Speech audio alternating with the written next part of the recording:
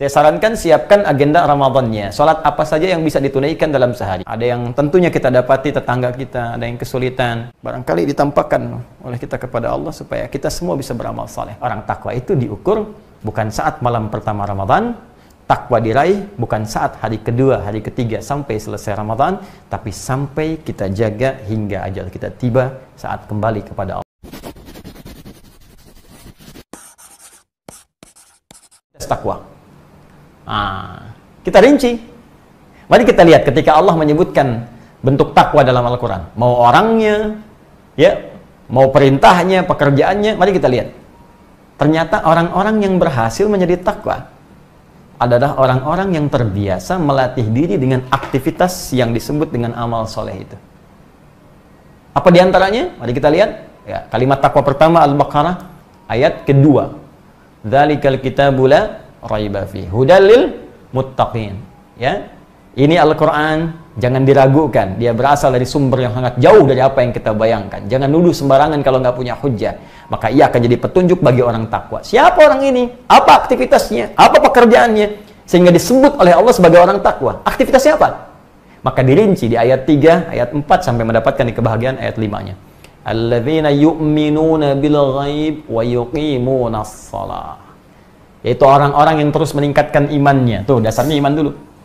Ya, wa yuqimunas shalah. Maka ia berusaha mendirikan salat dengan sempurna. Aktivitasnya, lihat, tak kerja bermakna aktivitas. Apa di antara aktivitas takwa itu? Salat. Wa mimma razaqnahum yunfiqun. Infaq. Ya?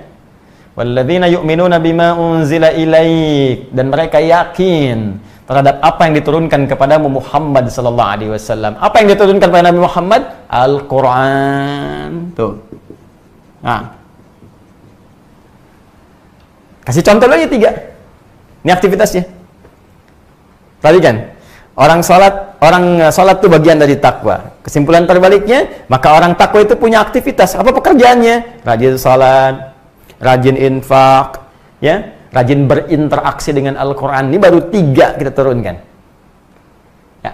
Karena itu saat Ramadan, aktivitas ini pasti banyak muncul. Silahkan cek. Sholatnya pasti akan meningkat. Mohon izin, ketika kita belum masuk Ramadan, mungkin sebagian orang hanya berusaha menjaga sholat fardunya. Yang penting 5 waktu nggak tinggal. Belum tentu dia duha, belum tentu syuruk, belum tentu tahajud. Ya kan? Belum tentu rawatib sempurna. Tapi dahsyatnya Ramadan bisa menjadikan seseorang sampai begitu perhatian pada sholat sunnahnya. Bahkan ini musim-musim sekarang, PSBB ini, ya, yang kita diminta dengan segala keterbatasan kita untuk mengerjakan aktivitas di rumah, itu pun yang difikirkan, Masya Allah, tarawihnya. Pada tarawih sunnah kan? Ini sangat menarik gitu, tarawihnya. Nah, jadi dahsyatnya Ramadan itu bisa meningkatkan kualitas ibadah. Jangankan yang fardu, sunnah bisa meningkat. Ini salat. Jadi teman-teman sekalian, ketika kita masuk pada bulan Ramadan, kutiba alaikumusiyam, maka Allah akan melatih kita untuk meningkatkan kualitas dan kuantitas salat kita. Karena itu bentuknya menggunakan tatkun, salah satunya dengan menggunakan pemaknaan waktu sekarang. Sekarang di sini konteksnya masuk Ramadan. Di orang takwa itu, begitu masuk bulan Ramadannya, insya Allah bila tidak ada halangan kita mulai esok hari Jumat. Ya, begitu masuk sekarang, karena konteks ayat ini, ayat tentang Ramadan, dimulai puasanya. Jadi begitu masuk bulan Ramadan, dia berusaha meningkatkan ibadah sholatnya. Ini pertama. Jadi kalau Anda ingin lihat, apakah Anda termasuk kandidat peraih orang takwa atau tidak, kandidat yang masuk dalam kategori berhasil puasa atau tidak, lihat nanti, mulai malam. Saat masuk, berganti waktu ke maghrib, naik, mulai masuk malam Ramadan, malam pertama. Ya, maka kita cek nanti, ada nggak ibadah sholat di malam harinya? Cek, oh ada ternyata. Ya, qiyamnya, qiyam Ramadan. Dalilnya hadis Nabi SAW. Man qama Ramadana imanan wa ihtisaban ghufira lahu ma taqaddama min dhanbi.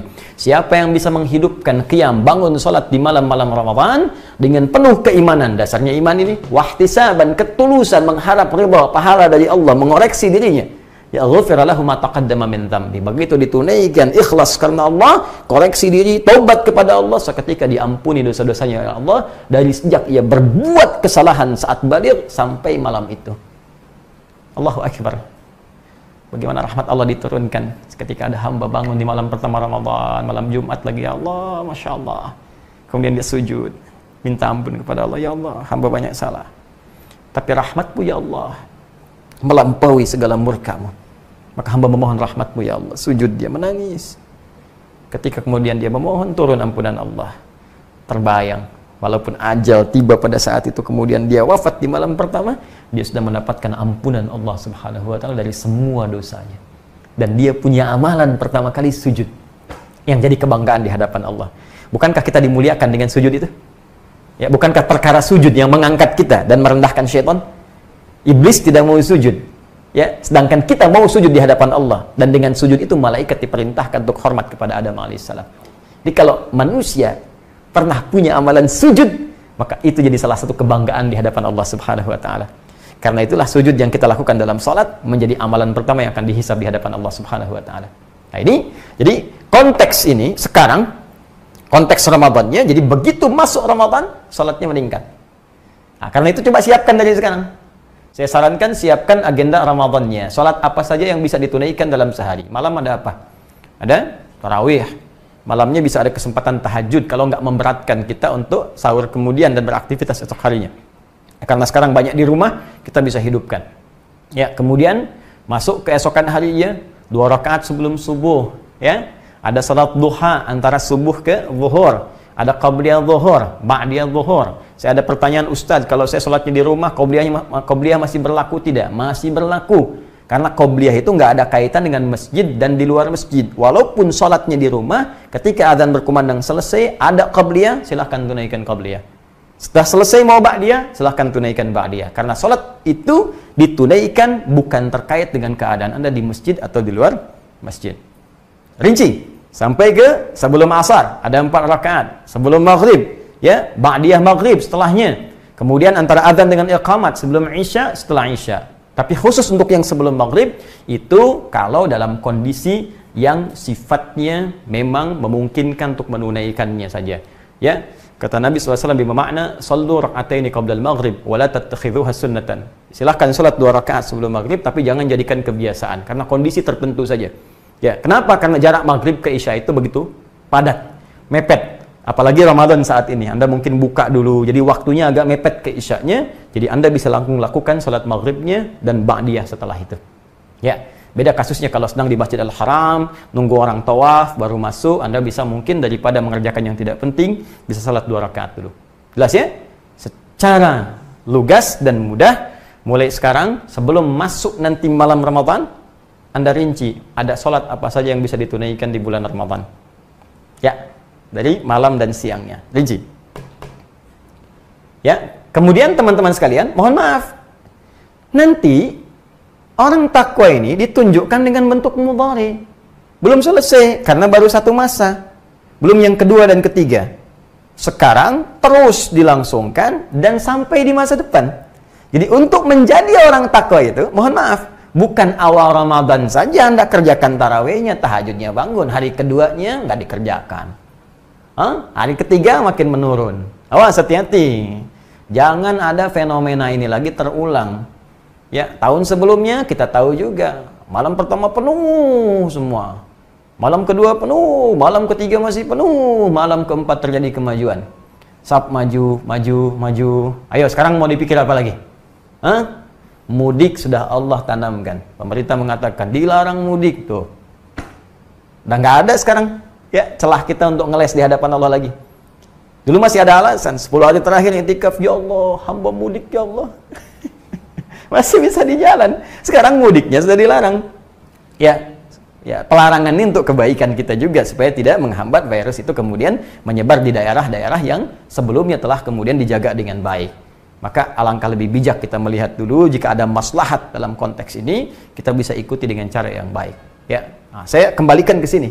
Sekarang full keadaan kita full untuk bisa ibadah.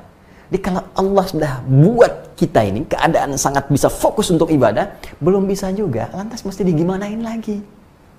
Tuh, aktivitas ditarik semua ke rumah, konsentrasi ada di rumah, bisa maksimal. Mau berangkat keluar juga terbatasi, seakan-akan Allah saking sayangnya ke kita, kamu ini banyak dosanya, maksiatnya makin banyak. Baru buka handphone sudah maksiat, gambar-gambar sudah salah, ngetik status keliru, kadang-kadang ribut dan sebagainya. Salahnya banyak. Sekarang dikasih peluang oleh Allah untuk fokus merubah diri, belum mau fokus juga. Lu bagaimana lagi?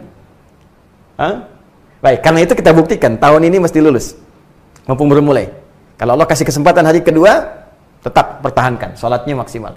Hari ketiga, tetap maksimal. Sampai terakhir Ramadan. Itu yang disebut continuous. Terus berlangsung, sampai selesai. Dan yang paling dahsyat, tatakun tidak kenal waktu di masa depan. Bahkan after Ramadan.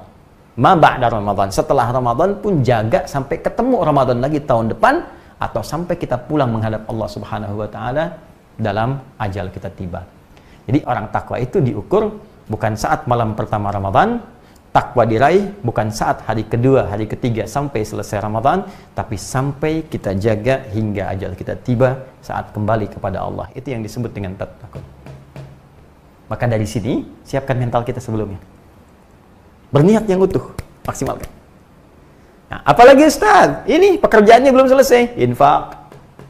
Nah, karena itu sekarang kita siapkan anggarannya. Ya, nggak harus uang, infak itu kan wujudnya materi.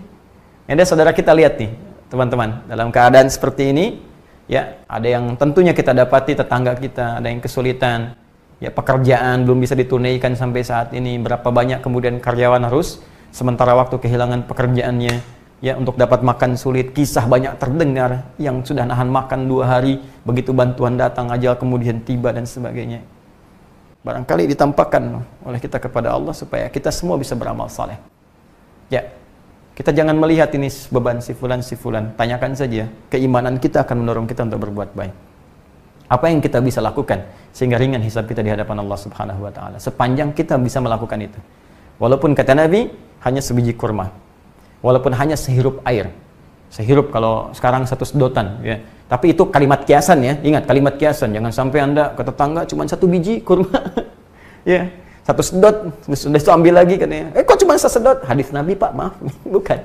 Ya, itu Anda yang belum paham. Jadi itu gambaran kata kiasan, saking pentingnya berbagi khususnya di bulan Ramadan untuk melatih kita. Dan pertahankan itu. Jadi kalau Anda lulus pada Ramadan, maka akan tumbuh sifat tawadhu, sifat dermawan, tidak rakus dengan dunia. Wah, kalau udah bisa ngalahin dunia enak deh pokoknya. Nggak ada beban. Ya, nggak tekanannya nggak tinggi.